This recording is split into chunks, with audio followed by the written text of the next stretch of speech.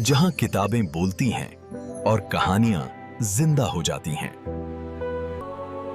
चलिए एक ऐसे संवाद की कल्पना करते हैं जो हजारों साल पुराना है, पर आज भी शायद पहले से ज्यादा रेलेवेंट है। सोचिए, एक तरफ है एक राजा जिसके पास दुनिया की हर चीज है सिवाय मन की शांति के, और दूसरी तरफ एक ऋषि जिनका जवाब हम सबकी पहचान की नींव को हिला सकता है। यही है अष्टावक्र गीता, मुक्ति पर एक सीधी नो नॉनसेंस बातचीत। और ये बातचीत शुरू कैसे होती है? सीधे एक धमाके से।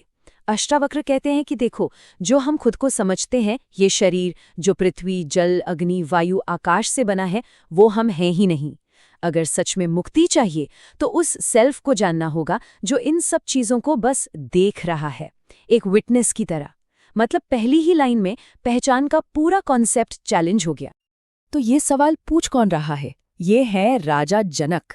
अब देखिए, राजा जनक कोई आम इंसान नहीं थे। एक पावरफुल रूलर, दौलत, ताकत, इज्जत सब कुछ था, लेकिन फिर भी अंदर से एक खालीपन था, एक घुटन सी, एक बंधन का एहसास।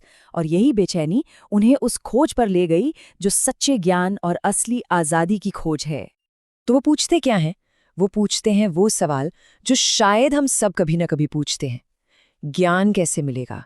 ये जो बंधन है, इससे मुक्ति कैसे मिलेगी? और देखिए, ये सिर्फ एक राजा के सवाल नहीं है ना? ये तो हम सबके अंदर की आवाज है जो दुख से आगे एक परमानेंट पीस की तलाश में है। अब राजा के सवाल पर कोई भी सोचेगा कि ऋषि कोई पूजा पाठ, कोई मुश्किल तरीका बताएंगे, पर नहीं। अष्टावक्र का जवाब बहुत ही रैडिकल था। वो कहते हैं कि देखो, तकलीफ का कारण बाहर दुनिया में नहीं है, कहीं नहीं है। असली प्रॉब्लम खुद को लेकर एक बहुत बड़ी मिसअंडरस्टैंडिंग है, एक गलत फहमी। तो फिर ये बंधन है क्या? क्या हैं ये जंजीरें? अष्टावक्र कहते हैं कोई असली जंजीर है ही नहीं। बंधन सिर्फ एक मिस्टेकन आइडेंटिटी है, एक गलत पहचान। ये जो हमारा पक्का यकीन है ना कि मैं ये शरीर हूं, मैं ये मन हूं, मैं ये ईगो हूं, बस सारी की सारी तकलीफ इसी एक गलत फहमी के जड़ से निकलती है। तो देखिए, यहाँ पर ये फर्क बिल्कुल साफ हो जाता है। एक तरफ है वो जो हम खुद को सोचते हैं, ये बॉडी, ये माइंड, ये ईगो, ये मैं जो सब कुछ करता है ना?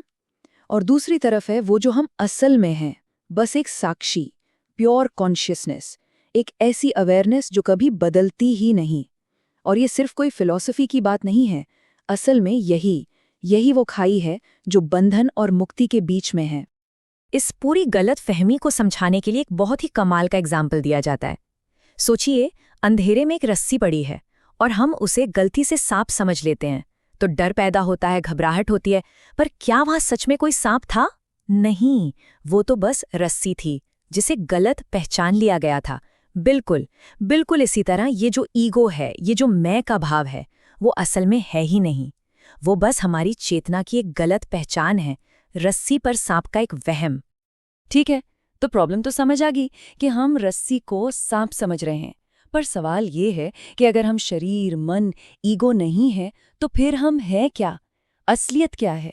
तो चलिए अब प्रॉब्लम से सल्यूशन की तरफ चलते हैं। देखते हैं कि अष्टावक्र के हिसाब से ये ट्रू सेल्फ आखिर है क्या। अष्टावक्र कहते हैं हमारा असली नेचर प्योर कॉन्शियसनेस है, शुद्ध चेतना। और ये कॉन्शियसनेस है कैसी? ये अनअटैच्ड है, मतलब किसी चीज से जुड़ी हुई नहीं है। इसका कोई फॉर्म नहीं है, ये बस हर चीज की विटनेस है, साक्षी है। ये हमेशा से फ्री है और ये प्योर इंटेलिजेंस है। इसे ऐसे समझिए जैसे सिनेमा का पर्दा होता है, उस पर पूरी फिल्म चलती है, खुशी, दुख, एक्शन सब कुछ। लेकिन पर्दे पर कोई असर पड़ता है क्या? नहीं, वो जैसा था वैसा ही रहता है। बस वही है हमारा सच्चा स्वरूप।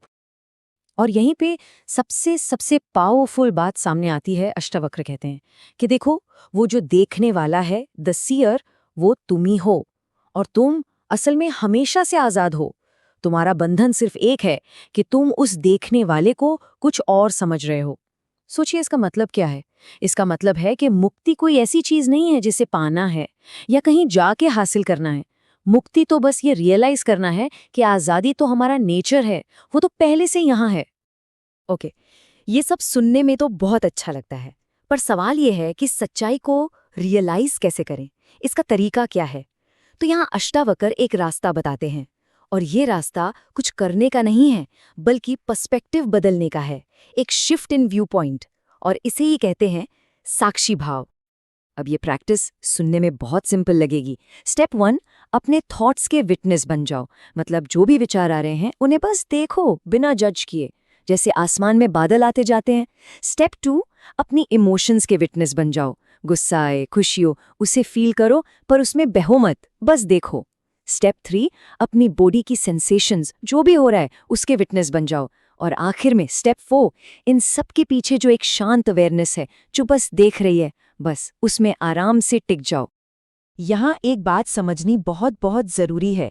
ये प्रैक्टिस कंट्रोल करने की नहीं है, ये ऑब्जर्वेशन की है। मकसद ये नहीं है कि विचारों को रोक दिया जाए या इमोशंस को दबा दिया जाए।